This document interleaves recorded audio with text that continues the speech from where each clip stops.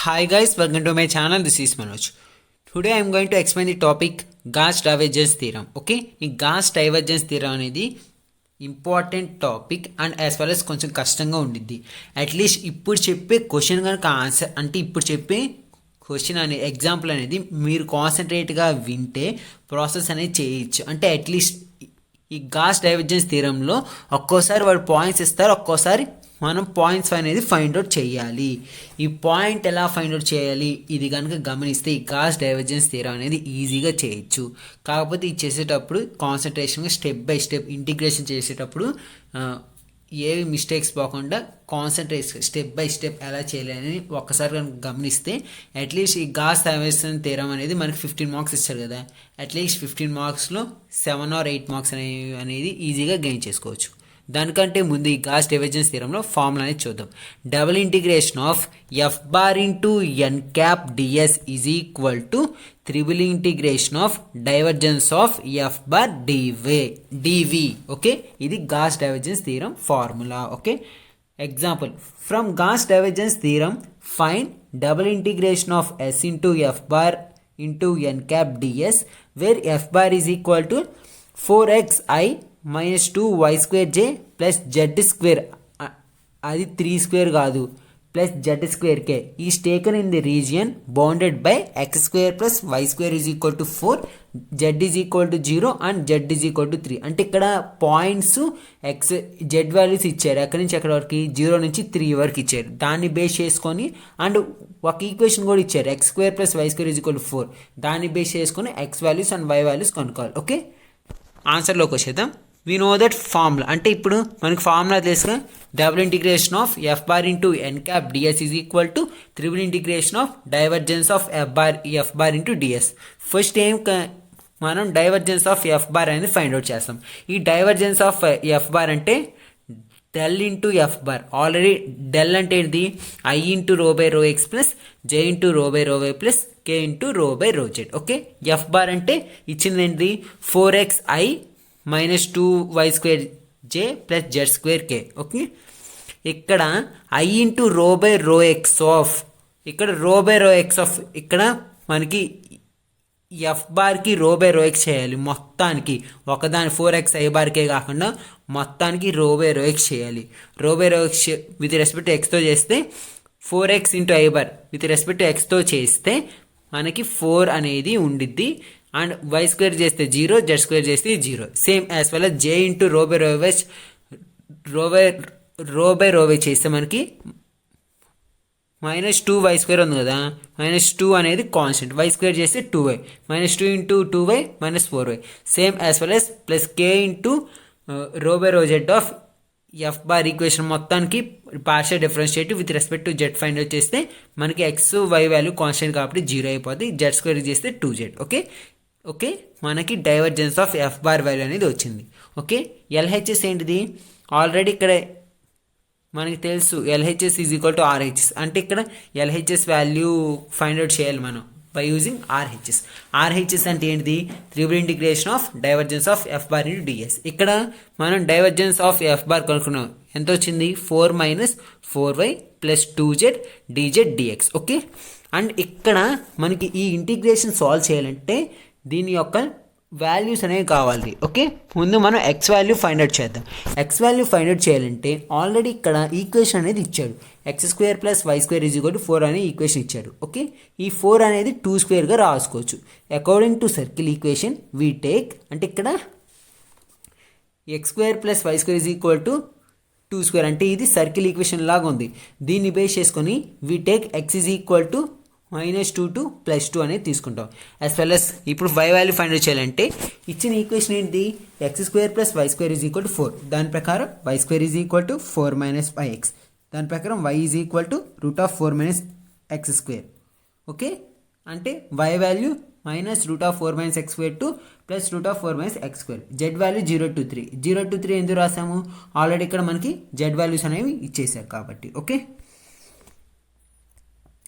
Next ఇప్పుడు ఆ values రాసిన తర్వాత ఇక్కడ మనం ఏం చేస్తున్నామంటే first integration with respect to జెడ్తో చేస్తున్నాం కాబట్టి డిజెడ్ రాస్తాం, తర్వాత వైతో చేస్తాం, తర్వాత ఎక్స్తో చేస్తాం. ఓకే, ఇక్కడ X values, Y values, Z values find out చేసాం కాబట్టి ఇప్పుడు ఇంటిగ్రేషన్ ఆఫ్ జెడ్తో చేస్తున్నాం కాబట్టి 4కి ఇంటిగ్రేషన్ విత్ రెస్పెక్ట్ టు జెడ్తో చేస్తే 4 అనేది కాన్స్టెంట్, అప్పుడు 1 ఉంది, 1 ఉండిద్ది. 1 విత్ రెస్పెక్ట్ టు జెడ్తో చేస్తే జెడ్ అని వచ్చింది, అప్పుడు 4z మైనస్ 4y అనేది కాన్స్టెంట్, అప్పుడు 1 ఉండిద్ది, దానికి 4yz వచ్చింది ప్లస్ 2 జెడ్ చేస్తే z²/2. ఓకే, అలా చేస్తే మనకి 4z minus 4yz plus 2 z²/2, 2 cancel. ఇక్కడ జెడ్ ఉన్న ప్రతి చోటల్లా మనం ఒకసారి 3 సబ్స్టిట్యూట్ చేయాలి, ఇంకోసారి ఏమో 0 సబ్స్టిట్యూట్ చేయాలి.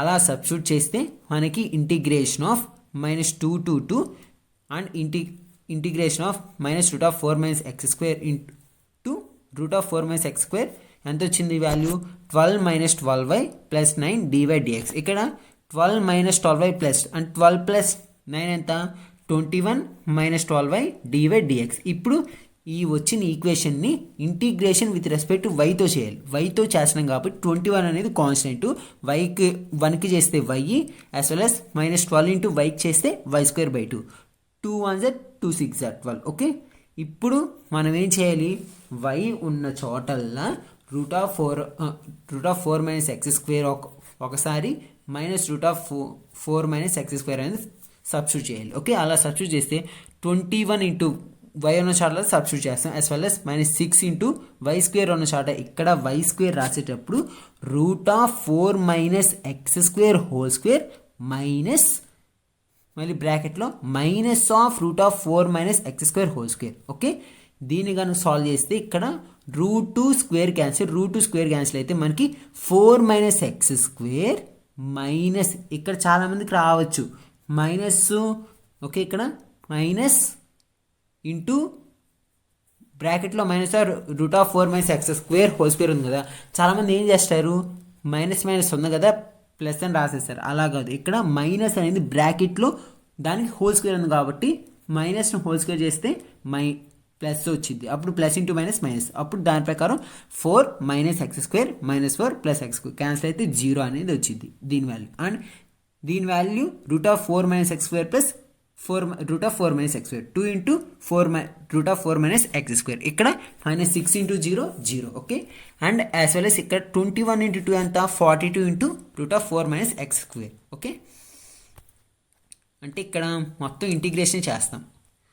ఇక్కడ మీరు కనుక గమనిస్తే ఇక్కడ 42 అనేది out side of the integration రాస్తే ఇంటిగ్రేషన్ ఆఫ్ -2 to 2 √4 - x²ని 4ని ఎలా రాసుకోవచ్చు 2² రాసుకోవచ్చు. అప్పుడు మనకి ఫార్ములా ఏంటిది ఇంటిగ్రేషన్ ఆఫ్ మామూలుగా అసలు మనకి √a² - x² ఫార్ములా ఏంటిది x/2 √a² - x² plus a²/2 sign inverse of x/a. ఇక్కడ ఈ ఫార్ములా అనేది important.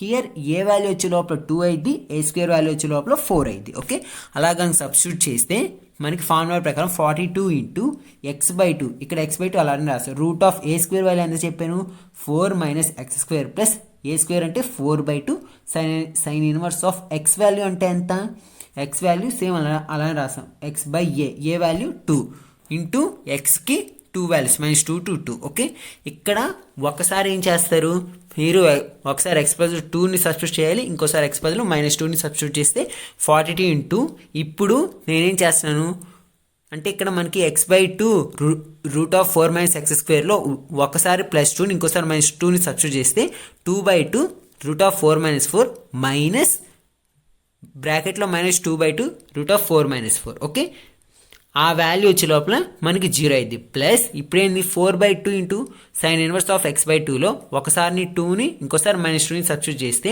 Plus 2/2 sine inverse of 1, ఇక్కడ 2/2 అంటే 1 కాబట్టి -2/2 సైన్ ఇన్వర్స్ ఆఫ్ -1. ఓకే, ఇక్కడ వాల్యూ ఏంది 42 into 0 + 2. Okay, 0 + 2 sine inverse of. Okay, మీరు కనుక ఇక్కడ చూస్తే సైన్ ఇన్వర్స్ ఆఫ్ అంటే ఇక్కడ 0 + 2 ఎలా వచ్చింది అని చాలామంది అడుగుతారు. సారీ, ఇక్కడ 0 + 2 అనేది ఎలా వచ్చిందంటే 4/2 అంటే ఎంత 2వేగా. ఓకే, 2/2 సైన్ ఇన్వర్స్ ఆఫ్ ఇక్కడ పైన 4/2 ఉంది, కాకపోతే ఇక్కడ నేను కింద ఏం రాశాను 2/2 అని రాశాను, అంటే ఇక్కడ 4/2 ఉండాలి. ఓకే, 4/2 అంటే 2, అప్పుడు 2 1 2 2 కాబట్టి 2 into sine inverse of 1 minus sine inverse of -1. Okay, sine inverse of ఇక్కడ 42 ఇంటూ 2 అంటే ఎంత 84, సైన్ ఇన్వర్స్ ఆఫ్ 1 అంటే ఎంత π/2 minus sine inverse of -1 minus π/2, π/2 plus π/2 2π/2. Therefore required answer is 84π. Okay, అంటే ఈ వీడియో ఎగ్జామ్లో ఎట్లా అడుగుతారు, క్యూబ్స్కి అలా కనుక్కోమంటాడు, అప్పుడు మీరేంది ఆ క్యూబ్స్కి ప్రాసెస్ అనేది చాలా లెంతీగా ఉండేది కాబట్టి అట్లీస్ట్ ఆ క్యూబ్స్ ప్రాసెస్ చేసేటప్పుడు అంటే ఆ క్యూబ్స్ ప్రాసెస్లో మనకి వాల్యూస్ అనేవి ఇస్తారు, X values, Y value, Z values. ఎలా అయినా అట్లీస్ట్ చేయండి, అట్లీస్ట్ కొన్ని మార్కులు 15కి 7 or 8 మార్క్స్ అయినా పడవచ్చు. అంటే ఒక్కోసారి ఫస్ట్ యూనిట్ నుంచి కష్టంగా వచ్చి ఇవ్వాలనుకుంటే ఈ గాస్ డైవర్జెన్స్ థియరం అనేది చాలాసార్లు అడుగుతున్నారు. అట్లీస్ట్ ఏమి ఆన్సర్ చేయకపోయినా ఇలా అయినా చేస్తే మీకు అట్లీస్ట్ హాఫ్ మార్క్స్ అయినా పడే ఛాన్సెస్ ఉన్నాయి. గైస్ ఈ రోజు చెప్పిన ఈ టాపిక్ సంబంధించిన నోట్స్ అనేవి నా టెలిగ్రామ్ ఛానల్లో పోస్ట్ చేస్తాను. Thanks for watching. అండ్ ఇంకా ఎవరైనా నా టెలిగ్రామ్ ఛానల్లో జాయిన్ అయిపోతే జాయిన్ అవ్వండి. అండ్ నా టెలిగ్రామ్ ఛానల్ ఒక లింక్ అనేది కింద డిస్క్రిప్షన్లో ప్రొవైడ్ చేస్తాను. Thanks for watching.